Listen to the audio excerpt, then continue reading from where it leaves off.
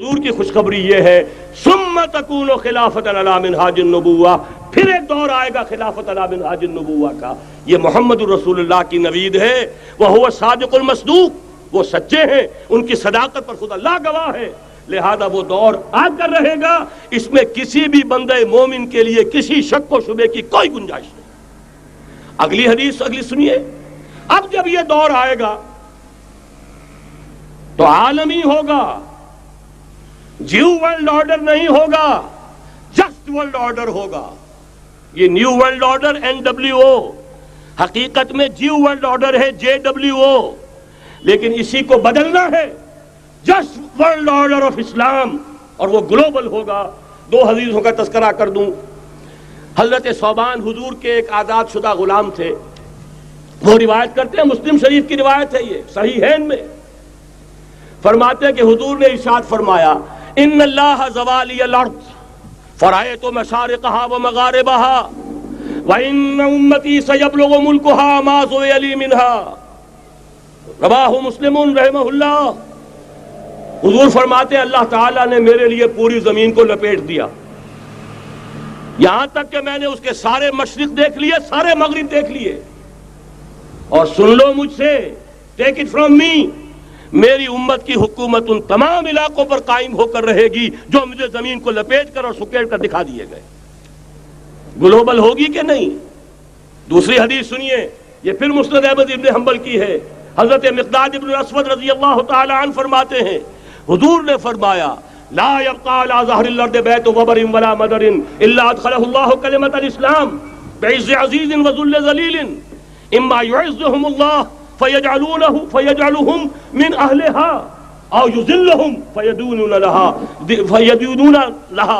یہ ہے حدیث مسند احمد ابن حنبل کی. اور حضرت مقداد فرماتے پھر میں نے کہا اچھا تب تو ہو جائے گی وہی بات وَيَكُونَ الدِّينُ كُلُّهُ لِلَّهِ، دین کل کا کل اللہ کے لیے ہو جائے گا. حدیث کا ترجمہ یہ ہے کہ حضور نے فرمایا روئے زمین پر نہ کوئی اینٹ گارے کا بنا ہوا گھر رہے گا، نہ کوئی اونٹ کے بالوں کے بنے ہوئے کمبلوں کا خیمہ رہے گا جس میں اللہ تعالیٰ کلمہ اسلام کو داخل نہ کر دے. لیکن یہ داخلہ دو طریقے سے ہوگا، بعز عزیز و ذل ذلیل، یا صاحب عزت کے اعزاز کے ساتھ یا کسی مغلوب کی مغلوبیت کے ساتھ. یعنی یا تو اللہ تعالیٰ ان کا اعزاز فرمائے گا اور وہ کلمہ اسلام کے خود قائل ہو جائیں گے. جب گھر والا خیمے والا اسلام لے آئے گا تو اسلام اس کے گھر میں داخل ہوگا، اس کو بھی عزت نصیب ہوگی. وَلِلَّهِ الْعِزَّةُ وَلِرَسُولِهِ وَلِلْمُؤْمِنِينَ، عزت تو حق ہے اللہ کا، اس کے رسول کا اور اہل ایمان کا.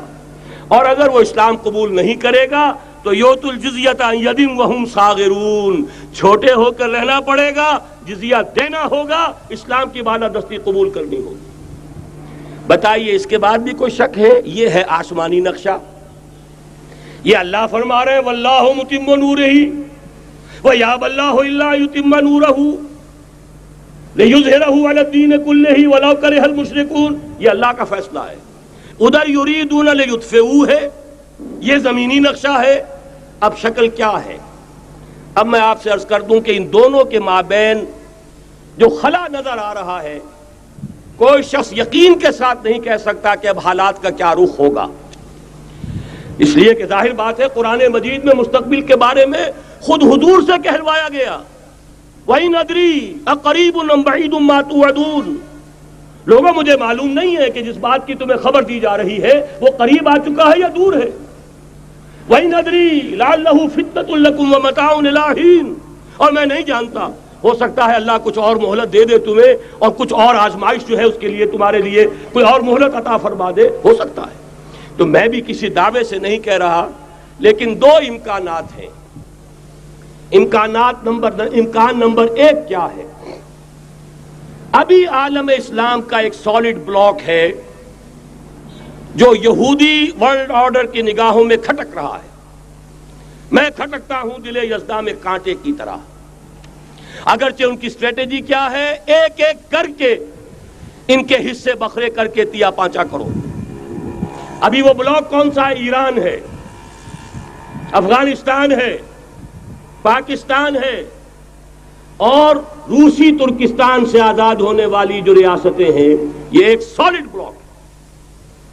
یہ عجمی مسلمان عربی نہیں، عربی گئے، یہ نوٹ کر لیجئے، اس لیے کہ عربوں کو اللہ نے فضیلت دی تھی، محمد ان میں سے تھے صلی اللہ علیہ وسلم، یہ رتبہ بلند ملا جن کو مل گیا، لیکن ساتھ ہی اللہ نے دھمکی بھی دے دی تھی سورہ محمد میں، ان تتولوا یستبدل قوما غیرکم، اگر تم پیٹھ دکھا دو گے اس مشن کو جو ہم نے تمہارے حوالے کیا ہے، تمہیں ہٹائیں گے، کسی اور کو لے آئیں گے۔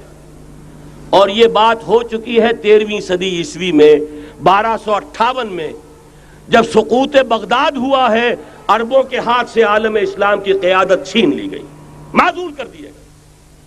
اس کے بعد قیادت کن کے ہاتھوں میں آئی؟ ترکوں کے ہاتھ میں، ترکان تیموری ہندوستان میں، ترکان صفوی ایران میں، ترکان سلجوقی مڈل ایسٹ میں، اور ترکان عثمانی کا تو کہنا ہی کیا ہے، وہ ایشیا مائنر سے چل کر آپ کو معلوم ہے کہ مشرقی یورپ کا کتنا بڑا علاقہ، دی گریٹ آٹومان امپائر اس صدی کے آغاز تک قائم تھی۔ اس صدی میں عجیب عجیب معجزے ہوئے ہیں۔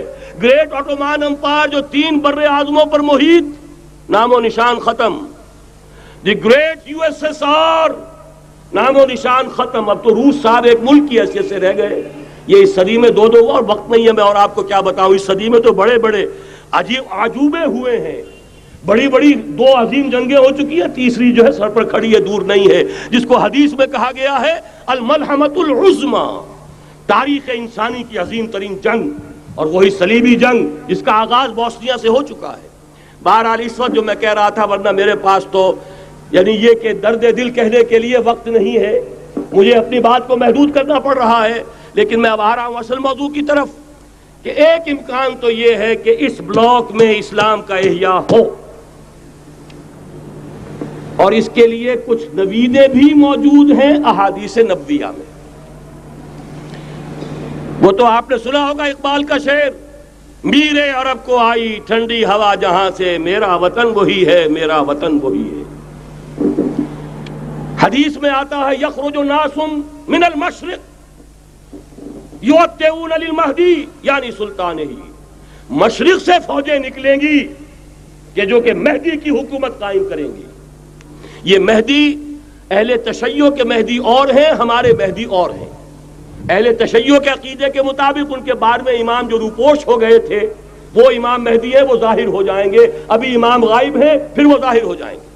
ہمارے نزدیک یہ مہدی پیدا ہوں گے یا ہو چکے ہوں، اور یہ ہوں گے حضرت فاطمہ کی نسل ہی سے رضی اللہ تعالی عنہا، لیکن عالم عرب کے اندر پھر ایک طاقت بن کر ابھریں گے، باطل کی قوتوں کے خلاف جہاد کریں گے، لیکن ان کو مدد آئے گی 2 طرف سے، ایک زمینی مدد آئے گی مشرق سے، ایک آسمانی مدد آئے گی، عیسیٰ ابن مریم کا نزول، حضرت مسیح علیہ الصلوۃ والسلام جو زندہ آسمان پر اٹھائے گئے تھے نازل ہوں گے، اور در حقیقت ان 2 مددوں کے نتیجے میں پھر یہود کا قلع قمع ہوگا، اور یہی گریٹر اسرائیل ان کا گریٹر گریو یارڈ بن کر رہے گا، عظیم تر قبرستان بن کر رہے گا۔